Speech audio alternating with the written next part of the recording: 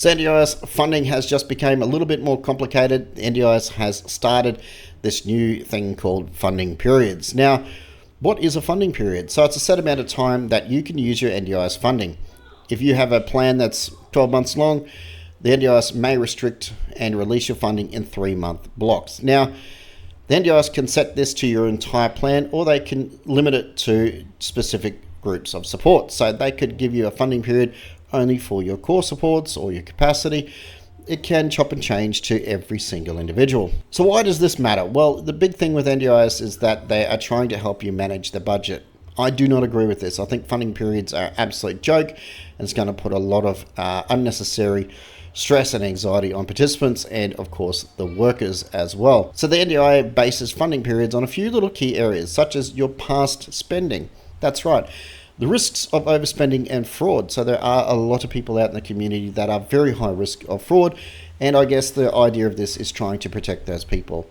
And one of the other reasons as well is that you've also requested a lot of plan changes without actually having any clear reasons. So that is some of the reasons that the NDIA are saying this is why they're putting plan periods in place. So funding periods always start on your plan date. So today is the 24th of May 2025. Your plan period would start today if your plan was released. It doesn't start at the first of the month. So one of the big questions is what happens if I run out of funding? Can I do anything about it, and can I request for more? Yes, you can, but there has to be a few little key areas that you have to tick off. You've been exploited or being scammed. Unfortunately, it happens in NDIS. Your life, or you're in a emergency situation. Yes, you can request for more funding. Or if your disability means that you couldn't wait to ask for a plan change in time.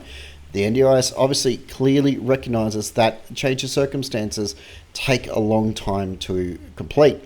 That's why they have included this in this release. Now, always follow the same procedure as you always done before. There is nothing different. If you're unhappy with the plan, complete your S100. So don't wait until you get really confused, or don't wait until you run out of funds. If you want more information about how to use your NDIS funding correctly, make sure you follow me for more.